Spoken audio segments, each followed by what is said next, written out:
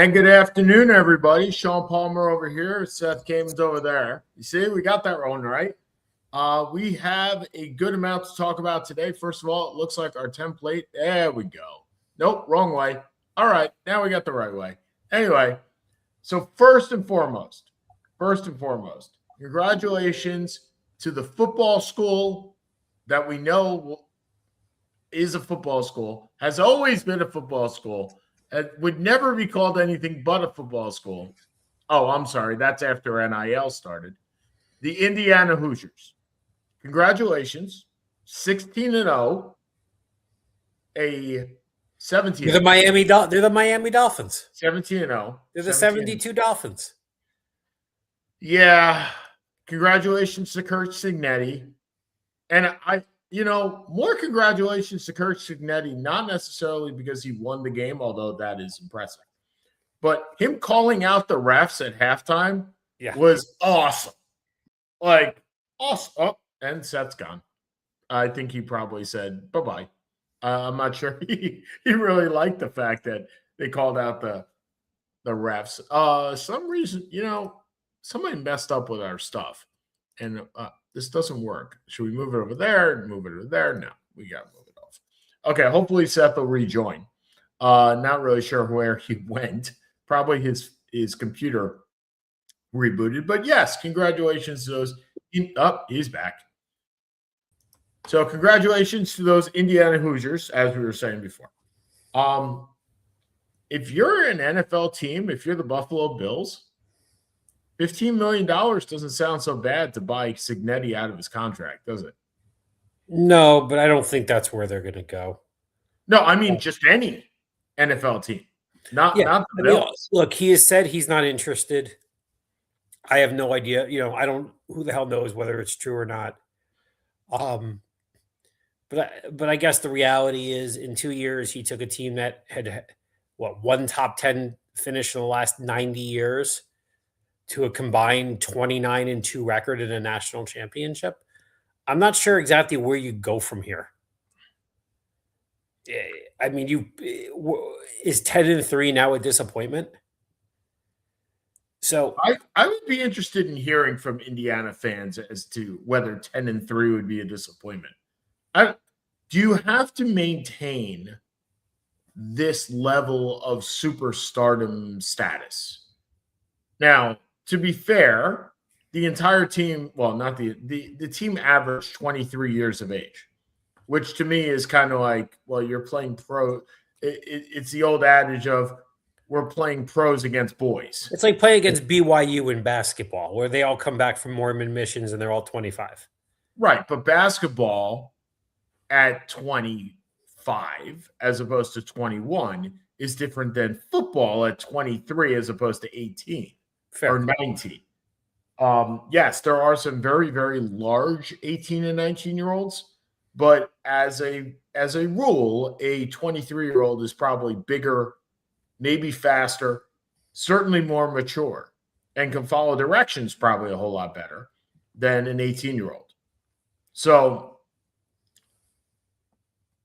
I mean, Nick Saban went to the NFL. We've had coaches that win that go to the NFL, but we've also had coaches that win that don't go to the NFL, right? So obviously, right. No, I'm just saying, like we've had national champion coaches that didn't go, and then but most of them have taken a shot at some point. Urban Meyer took a shot. Sure. Steve Spurrier took a shot.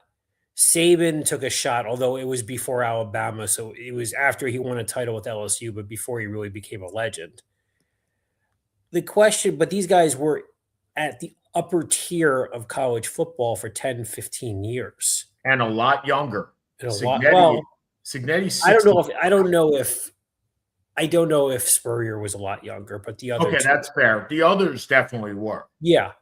So if he's going to take a jump, really, this is as good a time as any. He has said he is not interested. Nobody really knows if that's true or not. Mm-hmm. But I agree. I don't know what the expectation is going forward for this team. is this now going to be you've just hit you've set such a high bar that it is impossible to follow through on? Well, there have been other teams that have won national championships, like Ohio State. And Ohio State, let's look at Ohio State. Is Ohio State, if you ask an Ohio State fan, this was a failure, right? This year was an absolute failure. Yeah, but Even though Ohio they beat State, Michigan, even though they beat Michigan, they were a failure. right now, the two schools that see everything as championship or bust are LSU Ohio State and Georgia. and LSU. I don't think people see LSU. I don't think LSU hasn't really been overly relevant in the last 8 to 10 years. I think if LSU made the college football playoff and made the semis and lost, not that they would be thrilled because nobody ever wants to lose, but I don't think at this point with Kiffin coming in, maybe that's where the expectation goes. But I don't think after the first year with Kelly, people really thought this was gonna happen. It didn't happen the couple years before that. And you don't think Alabama has the same expectation? I think they did under Saban. Okay. I'm not sure they have under DeBoer. Okay, fair enough. So you got two teams that it's championship or bust. And I don't think Indiana's there. And I don't think that their people are going to consider a 10-3 season a bust. Maybe They shouldn't. They shouldn't. I mean, we would kill for one. right. What would I give for a 10-3? I don't think Maryland's had a 10-3 season since around 2006. Right. I had one last year. I mean, and we were glorious. I mean, with Kyle McCord. But here's the funny part. And what was your first thought after that season? Now I got to replace Kyle McCord. No, it was, God, I really hope I get to keep my coach. Oh, yeah, that too. Yep. Well, I don't think Cignetti would go anywhere. Again, don't know squad, but I can't see Cignetti going anywhere in college. No, that to me makes no sense. There's no place to go. I mean, but could you see him? He's a Pittsburgh guy. Could you see him going to the Steelers? No. No. The Steelers have never hired somebody over 45. They're not about to hire. I mean, Yeah, Bill Cowher was 37. I'm pretty convinced they're going to take Flores. Well, I've talked to a number of Pittsburgh fans, and he is like the last guy that they want. Because from all understanding is when he was there as a coach, he did not ingratiate himself into the locker room whatsoever. In fact, it was the opposite. And so that's why they let him go in the first place and why he went to Minnesota. So that's the feeling that I've got. They are all on these fans. Now, granted, it's fans are all on the Mike Shula, which I can't understand for the life of me. Chris Shula. The Chris Shula or the offensive coordinator from the Rams bandwagon. Again, cannot understand. Who's the offensive coordinator? The guy Nate? Yeah. Schodelheis? Yeah. Yep. He's a passing game coordinator, and they have no quarterback. I get it. Well, they're also under the impression that they need a quarterback. And I'm like, Ty Simpson's going to wind up going there at like 22. Yeah, it seems like the logical fit right now. Yeah, unless the Jets take him at 16.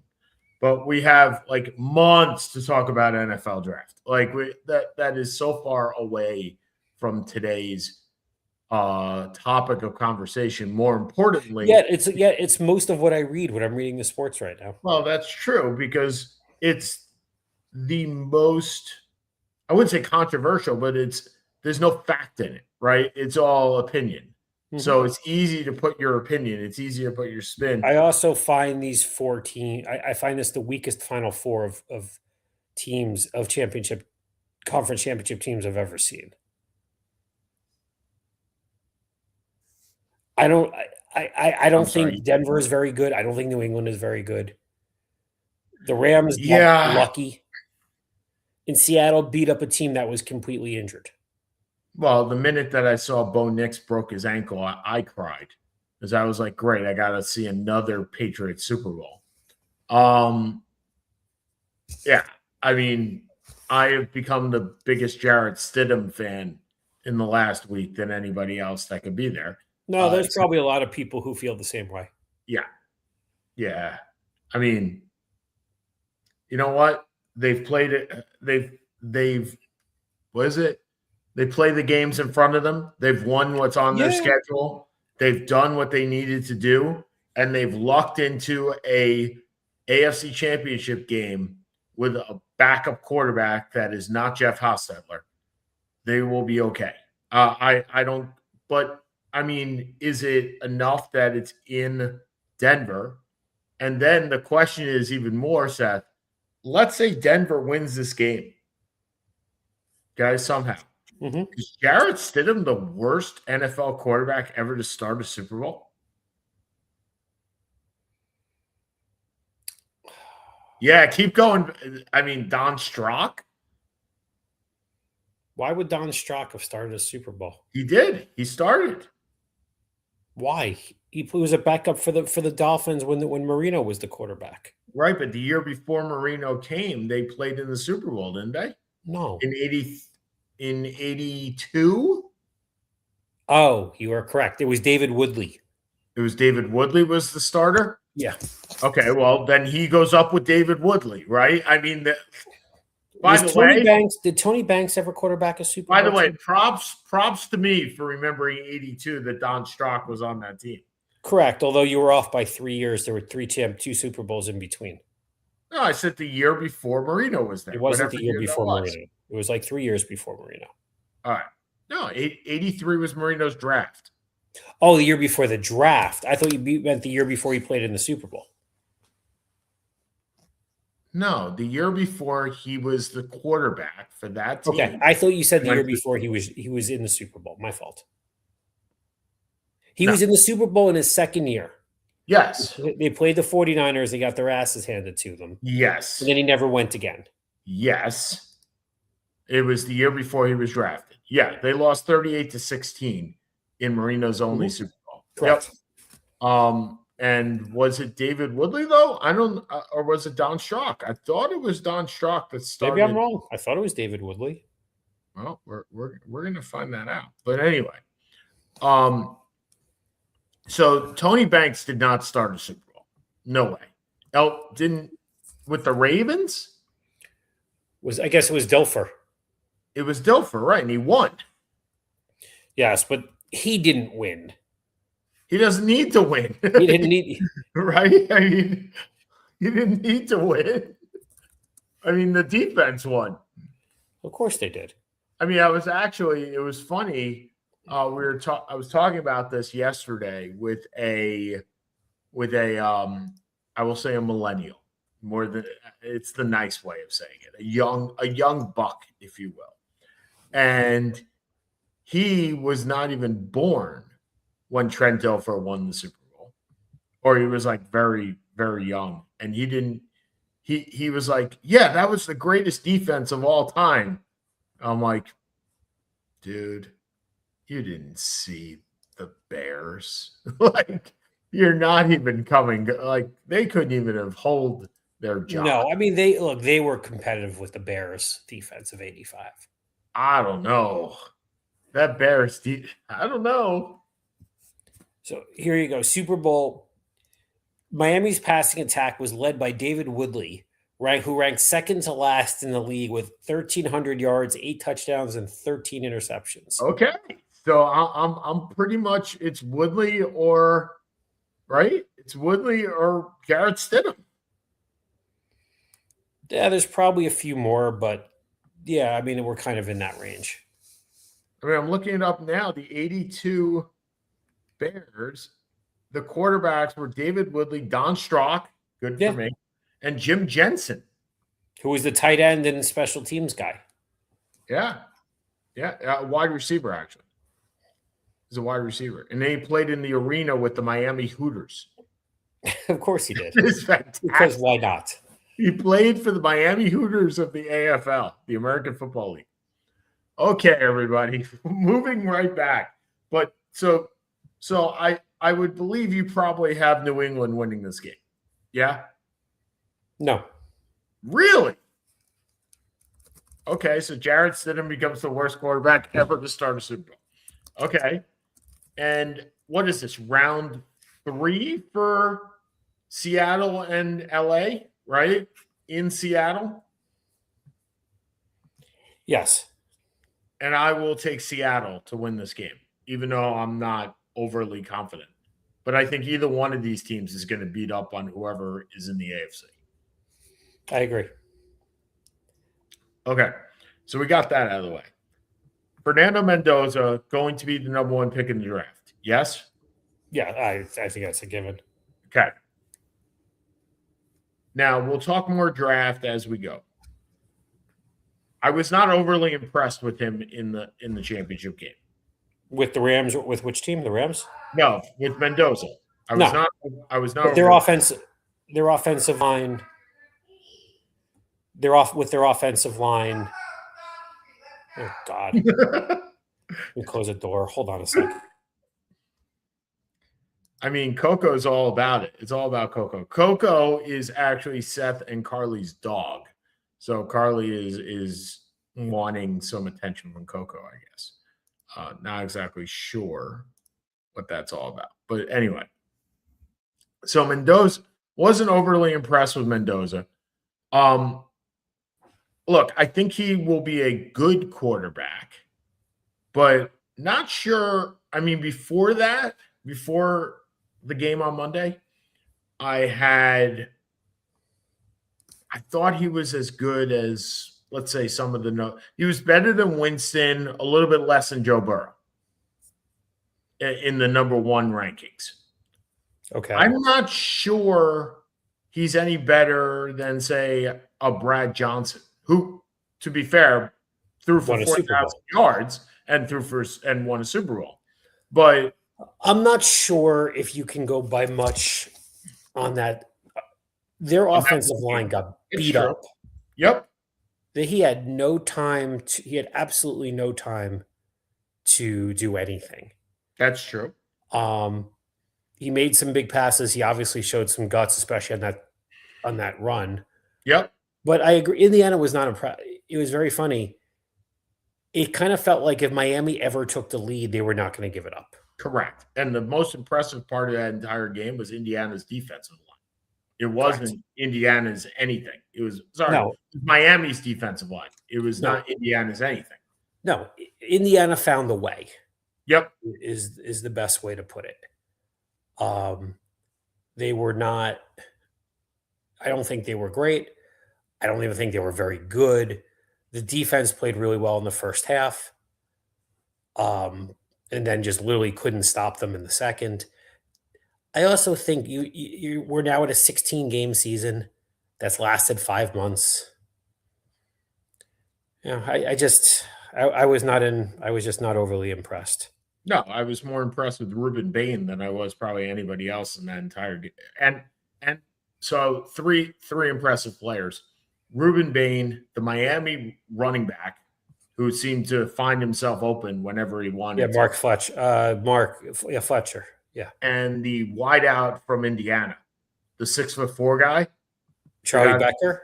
Yeah, who didn't drop a ball all year. Yeah, he seems to be the epitome of the back shoulder back shoulder route. Yeah. So he's not a senior, right? He's coming back, right? Hopefully coming back, right? Like he's in that process. So all right. What does Sean have on his mind this week? Well, Sean has Hall of Fame on his mind this week because Lord knows yesterday was a travesty to me. Can I ask a question? You can ask whatever you want, please. I was thinking about this. That's good. Yeah. Am I crazy for thinking I would have rather had Torrey Hunter than Andrew Jones over a career? Not one bit. No. Look, Andrew Jones is Omar Vizquel with a little bit of power. That's all he is. Omar Vizquel got 28% of the vote. Now, Omar Vizquel has some other things going on. Yeah, he was also much close before his personal issues. He had a much more solid route to a potential Hall of Fame induction. Yes, there were some other things going on in Omar Vizquel, but again, Andrew Jones had some things too. So let me throw these stats at you. And 62.7 WAR. Now, WAR is not everything. Understandable. A 254 batting average, 400 home runs, 434, 1,289 RBIs, an OB on base percentage of 337, which is awful.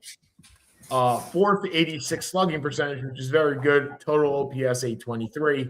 His OPS plus is 111. Now, Seth disappeared.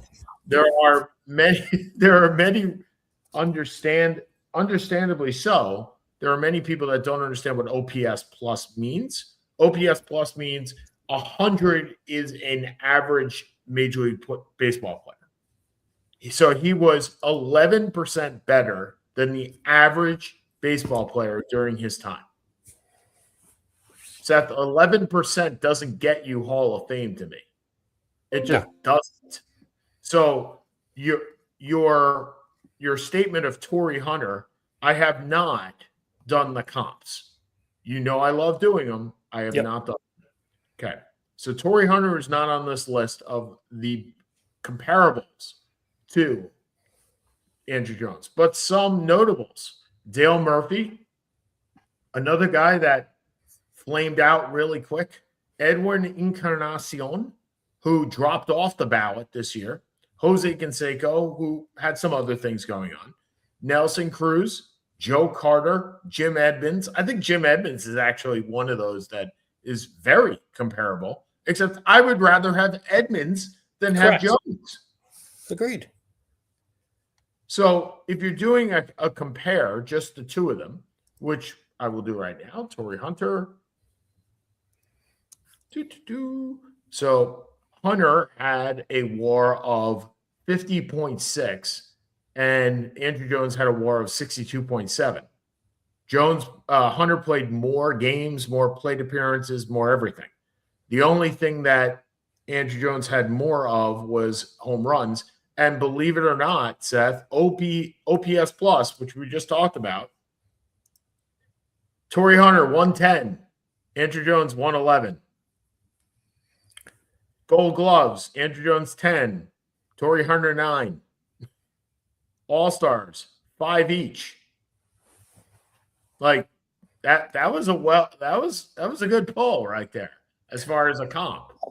Thank you. I mean, I'm looking through this list. So this is people who received at least 8% of the vote. Yeah, 5% to stay on the ballot. Correct.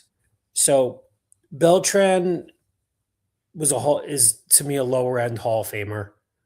He got in relatively easily. But when I go through like the next 7 to 10 players, Jones at 78%, Chase Utley at 59%. Would you rather have Chase Utley or Andrew Jones?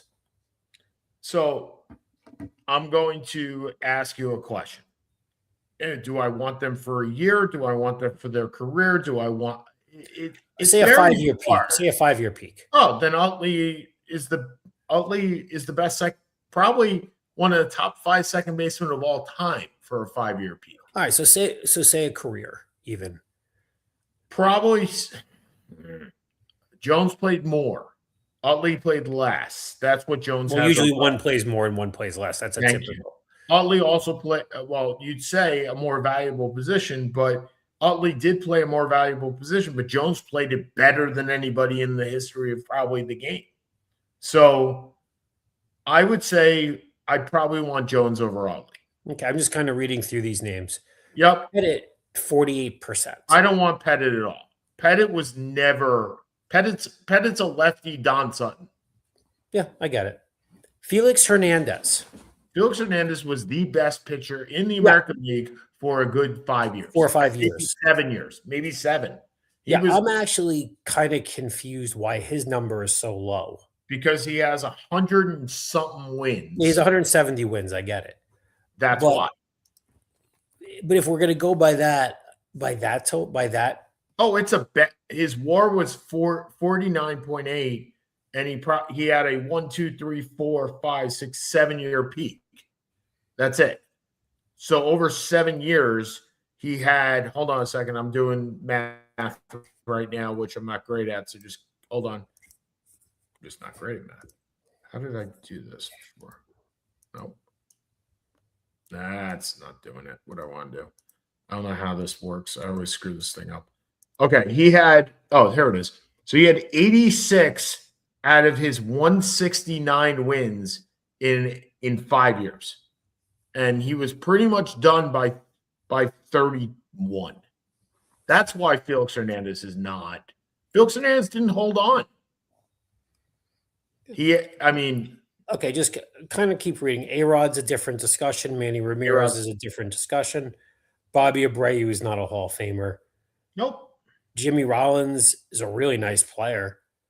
Again, I think Rollins is a nice player, but not really a Hall of Famer. Cole Hamels, very nice player, not a Hall of Famer. Pedroia, health-wise, didn't hold. But I'm not sure I wouldn't rather have Pedroia. I mean, Burley was a solid. There's nobody here. No. Well, that's all part. Seth, that's all part of it. Is you're voting for the Hall of Very Good because there is no Hall of Fame. I mean, if that's what you're looking for, right? So the top, so first time Hall of Fame candidates next 5 years. Let's see. It's Posey and Pujols. Who else is there? Yeah. I mean, you have to go 5 years because you don't know who's going to retire. So 2017 is John Lester and Buster Posey. John Lester is Andy Pettit. I mean, for all intents and purposes. Posey only has 1,600 hits. Yeah, 1,600 hits. 2028, you got Pujols and Molina.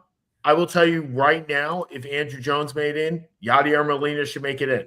I don't think either one of them should make it in. But he just set a precedent for defense-only players. And that is going to stop. Weren't you, though, the big promoter of a bigger Hall of Fame? Haven't we had this argument before that I like the smaller? I was, but I still think that there are standards. You have to be the best at your position at a certain period of time. I don't care if it's only 2 years. Show me when Andrew Jones was the best player at his position in the game. Maybe a year, maybe. Didn't he have 1 year he hit like 52 homers? Yeah, but so did everybody else. Was that the Brady Anderson? Is that like the Brady Anderson year? Yeah. Okay, let's keep going. So in 2028, you got those two, and then you got Robinson Cano, who would have been a Hall of Famer, but has other problems. David Price, no. Strasburg, no. All right, let's keep going. 2029, Miggy's in. 2029 is fantastic, by the way. Okay, it's so what Miggy, Greinke, and Votto. That is 3 in. Miggy's a no-brainer. Greinke's a weird. No-brainer.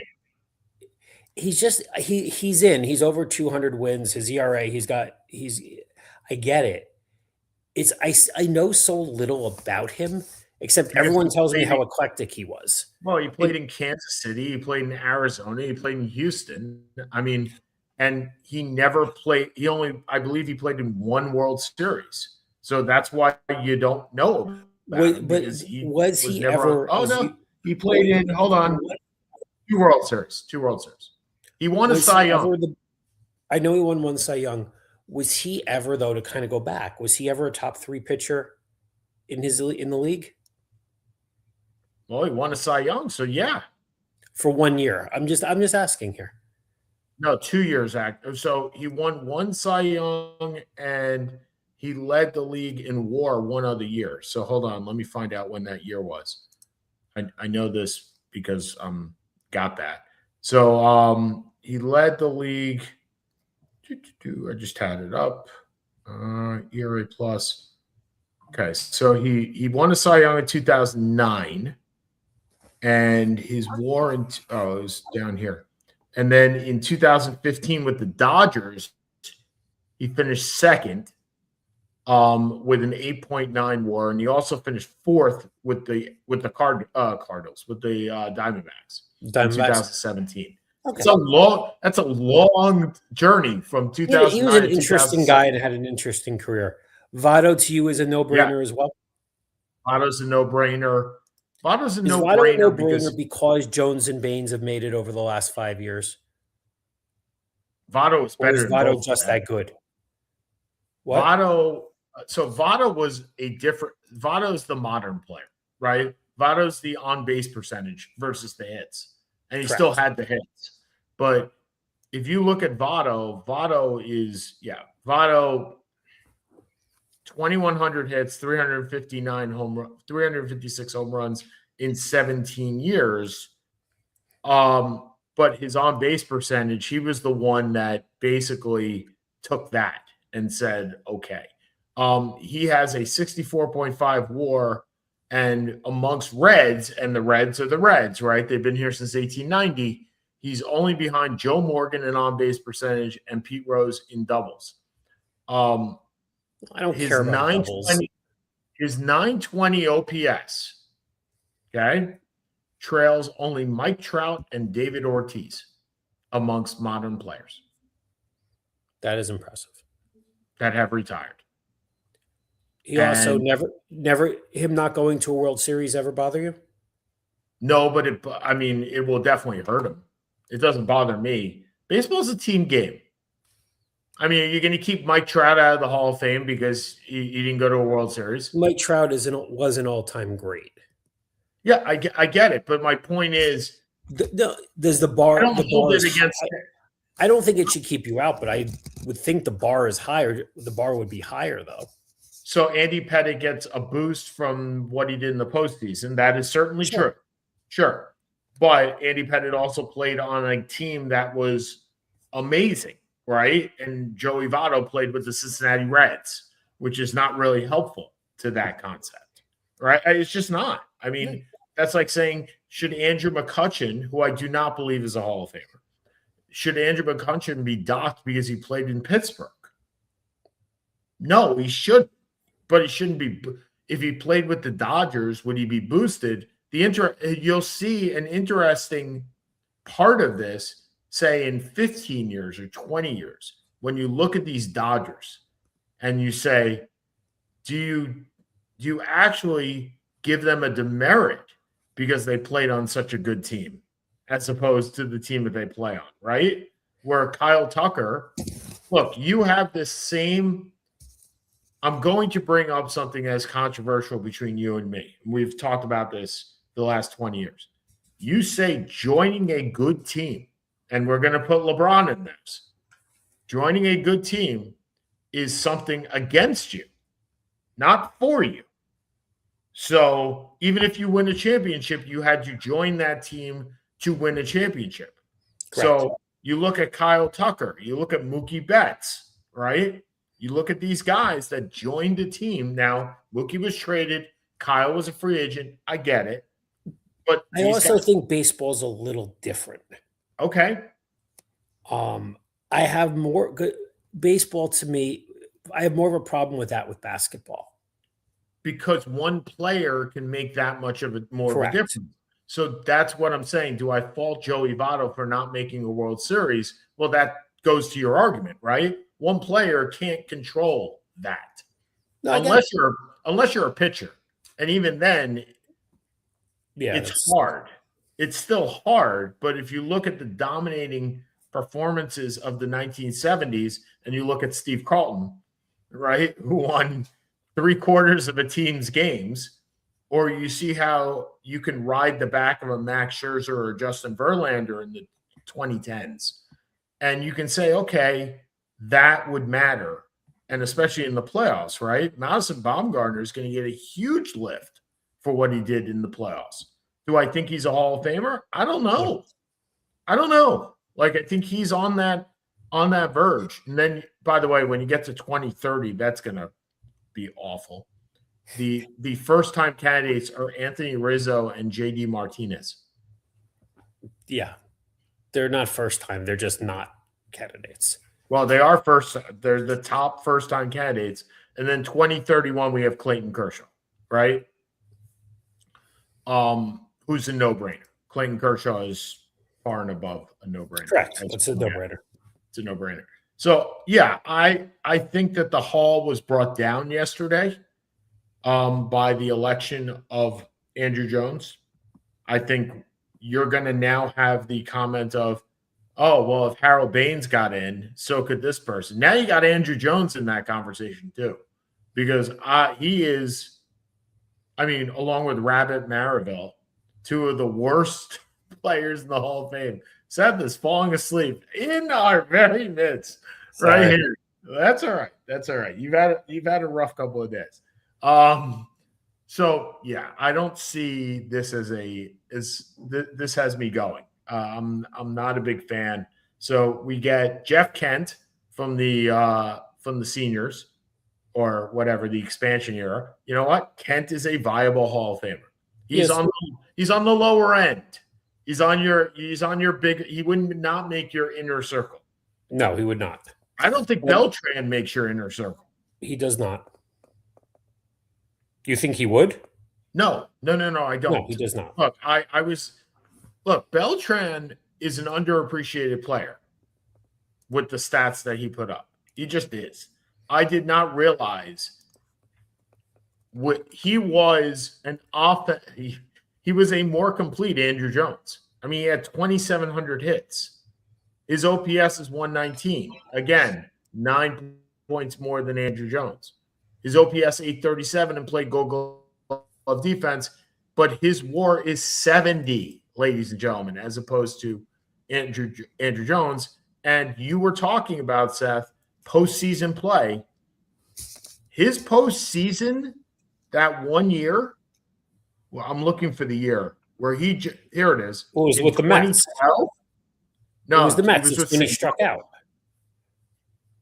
No, he was with St. Louis.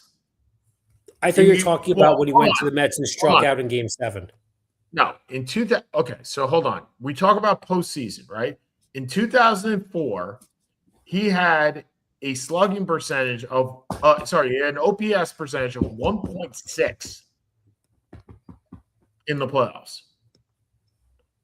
In 2012, he had an OPS of 1.5 in the playoffs for the Cardinals. And that was 2012. In 2006, he had an OPS of 900 in the playoffs. He was a playoff guy. He was. Even the year that 2012 where he played with the Mets and Adam Wainwright struck him out, he was phenomenal. That was 2006, buddy. That's 2006. I'm sorry. He was phenomenal. He was phenomenal. Yeah. His lifetime OPS in the playoffs was 1.021. I mean, he was a playoff guy. And with him, you get that boost, right? Andy Pettitte, you get a boost. I just don't think it. And that's the problem with Beltran, though. Beltran never won an MVP. His highest MVP was 4th, 1 year. He won two Gold Gloves. He was an All-Star 5 times in 20 years. He won the Rookie of the Year. Congratulations. I mean, is that what a Hall of Famer is? That's not a Seth Kamen Small Hall of Fame. That's a Sean Palmer Big Hall of Fame. And I don't believe it should be either one. He's a Hall of Famer. Okay, great. And he definitely got he would have been a Hall of Famer 2 years ago had he not banged the drum. And is there anyone left for you to bang the drum for at this point? That'd be my wife banging her knees. Wait, for me to bang the drum? She wants attention. Oh, Carly, I will be happy to give you attention whenever you want. Okay, that was just a weird comment. And Carly looks very confused. I know. It was meant to confuse Carly. And me. You're getting the thumbs down from my wife right now. Oh, So well, it won't be it's not the first, speaking and of it won't weird, be the last. no, So are you looking for players that I want to stump for? Is that what you're no, yeah, looking at? you've had your Tim Raines, you've had your Burt Yeah. Blyleven. I got one more. Is His it name, Votto? no, his name is Sweet Lou. Lou Whitaker. Lou Whitaker with a WAR of 75. Okay. As a second baseman. Now, I understand you don't get the All-Star game. He's got 5 All-Stars, Silver Slugger 4 times, Golden Glove 3 times, played on that amazing 1984 Detroit team, overlooked by, I don't know, his shortstop, Alan Trammell. Tell me another second baseman that was better than Sweet Lou during the time that he was there. And I can't come up with one. Certainly not in the American League. You're talking the mid 80s. Mid-80s. Show me one. Gritch was a little bit before. Alomar was a little bit after. Yep. Show me a second baseman. Second base is an underrated place to be anyway. But I'm not sure you're going to come up with one. And if the rule is you have to be the best at your position, then show me a better one. And if you want the 1980s Gold Glove second baseman, you're looking at Harold Reynolds, Frank White, Lou Whitaker, Frank White, and Bobby Grich. And that's it. Yeah, the only one I can think of is Sandberg, and he's in. And I didn't think he was great. Oh, he's not an inner circle Hall of Famer. Not one bit. And if you compare the two, which we love to do here on the show, comparisons. Sandberg had I'm waiting for it to come up, but I know it's very comparable. Hold on one second, please. Here we go. Okay. Come on, Baseball Reference. I know you want to help me out. Oh, I just froze. All right, here we go. Sandberg with a 68 WAR. Sweet Lou with a 75. Sweet Lou has more games, more plate appearances. Wow. 27 less hits, 40 less home runs, more RBIs, better on-base percentage, and a better OPS plus. And Ryan Sandberg has 10 All-Star games, and Lou Whitaker has 5. That is the difference. Sandberg plays in Chicago, and Lou Whitaker plays in Detroit. That's it. Detroit was not a haven for baseball, and Chicago, when you have Alan Trammell there, we're only voting in one Detroit Tiger a year. Well, I would think he does strike me as someone who in the seniors, although did that pass for him already? Well, he can still do it. Like he'll be up, like I think next year or the year after, he'll be up with Pete Rose. Awesome. That's exactly what we need. Those two. Yeah. Controversial 101. Controversial 101. Yeah. So, all right. You look like you're falling asleep, buddy. You doing all right over there? I'm doing fine. You guys. Sorry. Go ahead. I was going to say, I guess we should probably talk a little bit about the big surprise. I mean, Sean McDermott being let go. Yeah. It's seemingly how he got let go, and the comments that are being made after the fact just aren't sitting particularly well, I think, with anybody. Yep. They're blaming him for wanting Keon Coleman. Well, first of all, he's not the GM. And second of all, they needed a wideout. And third of all, yeah, he's not the GM. Well, why is Terry Pagula throwing him under the bus at this point? You've already fired him. Right. Well, because he promoted Brandon Beane, right? So he's protecting the guy that he kept. So he's protecting Brandon Beane. And Brandon Beane, I don't know. Brandon Beane says the funny part is at first in the interview, Brandon Beane says, no, it wasn't my guy. And then later he's like, no. And I'm thinking while I'm reading this interview, how can with all that's going on and what he's saying both Brandon Bean and Terry Pagula. Pagula. How can Keon Coleman come back to this team if Brandon Bean's like, I didn't want this guy to begin with? Well, Bean didn't say he didn't want him. He just said that that wasn't exactly what he said. Because I guess you can't say I didn't want him because that's literally throwing him under the bus. Right. But look, they weren't wrong that they needed a number one wide receiver, and he was the antithesis from a physical standpoint of a guy like Diggs. He's a 6'3", 220 guy. Just there have been problems, but would there be an irony if Dable gets fired for not being able to coach the Giants and takes over in Buffalo? Talk about falling upward. Or Joe Brady gets promoted. Well, I think those are the two. I mean, those I think would be the two names you would think of. Yeah, I think if they don't want to lose Joe Brady, I think they have to promote him. Correct. And I think when the offense runs through Josh Allen, who I almost said was Jared Allen again, you did. Josh Allen, I think you keep your star happy. So I think it's Joe Brady's job. Remember, Dable was the offensive coordinator for Josh Allen. Understood. But that may also keep him happy. Right. True. And then you lose Brady, right? It's going to be A or B. I will tell you, I was a little surprised by some of the other hirings this week.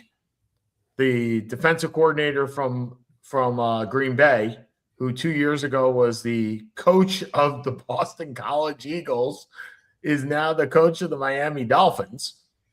Well, he upgraded in weather, that's for sure. I'm wondering how he's going to deal with a quarterback who can't stay on the field. Then you have the Raiders still, we don't know where they're going. The interesting part is generally why teams are not hiring coaches right now is that they're looking at the coordinators for the teams that are still in there. Well I don't think I don't think New England's got any. New England doesn't have any. Denver has Vance Joseph, but I'm not sure if that's a Rooney Rule or that he's viable. Yeah. In Seattle, I guess Seattle, you have Clint Kubiak. At the Rams, you have Shula, and you have the guy Nate Shalwood-Hayes or whatever his name is. But yeah, there's 6 jobs still out there. Yeah. 7? I'm most interested in the Raider job. Like it could be a Kubiak, right? It could be a Brian Flores. If you look at the Raiders, they have I think $100 million under the cap. Yep. They're drafting their quarterback. Yep. They have a stud tight end. Yep. They have a running back. A stud defensive end. Who they may have to trade. No, there's no way they're trading Crosby. None. Oh. I don't see that. I don't see it either. They have, and I think whoever they take, unlike the Pete Carroll where we thought we could fix it in a year, you'll have a 3-year runway. I would think you should have a 3-year runway. Remember who we're talking about here. Yeah. I mean, it very well could be 2, but I would think 3. But yeah, look, every team has something interesting. I mean, the one that really, I don't know where you go with is Arizona. I mean, that just feels like a nothing. That feels like a nothing job, considering the division, considering the quarterback, considering there's just not a lot of talent there. Other than really the tight end and wideouts. Yeah, agreed. I don't know. That feels like the default. I mean, we talked about Mike McDaniel, the question between becoming, you can fail once. It's pretty hard to fail twice. Yep. And you got Mike McDaniel looking in Cleveland. I think you might see Clint Kubiak in Arizona. I think that may be where they go because they're looking for another offensive guy. Right. But that's the whole point is McDaniel pretty much took himself out of the equation. Right. Which I get because he's 35 years old. Go play under Harbaugh for 2 or 3 years. you're going to succeed there, and there'll be a job similar to a. I mean, the thing is, there's some good jobs out. The Ravens is a good job. The Steelers is a great job, not because of the talent, but because they never fire anybody. Right. The Bills are still a good job. The Bills may be the best. Are you surprised Saleh got the offer? Yes. Well, I'm surprised that Saleh got the job. I mean, it is. I question whether if Saleh, you said you only get 2 shots. It's interesting that he took this as his second shot, or he saw this as maybe the only shot he could get, because Tennessee is not a talented team by any stretch. No. And you're looking at this going, man, like he's going in the same way he did with the Jets, which is I got a number 1 quarterback who didn't do well in his rookie year, Zach Wilson, and I have very little talent elsewhere. And I'm going to try and make this work with a great defense. And he's a great defensive coordinator. Yes. I mean, the Jets are great at getting defensive coordinators. They're horrible at getting head coaches. I mean, Pete Carroll was a defensive coordinator with the Jets. I mean, he was a head coach with the Jets and then moved to defensive coordinator somewhere else. He's a great defensive coordinator. I'm surprised that he took that as the second one, right? Like you said, maybe there's only 2 in his career, and he's a young guy, and he took that one. Well, he's not as young as McDaniel, though. I think he's in his early 40s. Yeah, I mean, he's not as young as McDaniel. He's 46. Mike McDaniel is definitely younger than that. He's in his 30s, right? He's in his 30s. So if Saleh gets no, he's 42. He's 42. Mike McDaniel is 42. Okay, I didn't even think he was that old. So if Saleh gets 3 or 4 years there, I mean, the last thing Tennessee wants to do, they fire Vrabel. That's obviously doesn't work out very well. They bring in Callahan. That doesn't work very well. They need this to work. Yes. And they need to be patient. Yeah, well, maybe he sees having Cam Ward as a way to be patient. And that's not wrong, right? The quarterback, unless you're the Jets, the quarterback gets 3 to 4 years to flame out. Even Jameis Winston got 3 to 4 years to flame out in Tampa Bay. So, I mean, I think Cam Ward will get at least that much, maybe more than that, but certainly going to get that. All right. Before we go to our final 5, congratulations. You got Cody Bellinger. 5 years, $32.5 million a year, including opt-outs, by the way, after year 2. 2 and 3, which is fine. Bo Bichette for 42.5. Yes. And then he has a what do you call it after? He's an opt-out after 1, 2, and 3. These opt-outs are ridiculous. They are ridiculous. It's having your cake and eat it too. But if you're the Mets and you're the Yankees and you can't get them any other way, and it seems like the Dodgers get whatever the Dodgers want, this is where we are. But we are heading, ladies and gentlemen, to a strike or a lockout. There is no way after Kyle Tucker, 4 years and $240 million going to that team, we're heading for it. We're absolutely heading for it. All right. Last 5 minutes. I will go first. RIP to the Golden State Warriors, to the dynasty. I'm interested to see what if Jonathan Kuminga plays now, because there's no reason for him not to play, except for the fact that Steve Kerr doesn't trust him. Jimmy Butler tears his ACL last night and out for the rest of the year. And this team was old to begin with, and Jimmy was the youngest one of the old guys and probably the most complete player on that team. And now, unfortunately, that dynasty is over. That dynasty is 100% over. I would not. I know Steve Kerr has said I want Draymond and I want Steph to stay here and not be a Klay Thompson problem, right? That we had when they traded him to Dallas. I wouldn't also be surprised if they look to trade Draymond at this point and just get out of the Draymond Green business and try and look, Draymond with a contender is a good piece, even if it only gets you like one first-round pick. Yeah. So you're up, Mr. Kamens. Yeah, I have a funny one. We haven't talked soccer for a while, and I'm not really bringing it up for a game purpose. Yep. For a team that I actually dislike immensely, in the Champions League, Man City went to go play at a place in Norway called Bodo. They played against a team called Bodo, and they lost. Okay. Which is literally in the Arctic Circle. And the team was so annoyed about their performance that they paid for all their fans' tickets. They refunded all the tickets, and the players paid for them themselves as a sorry we stunk so badly in the middle of the Arctic Circle, which I just think is a pretty cool thing. So good for them. More teams should do that when they suck.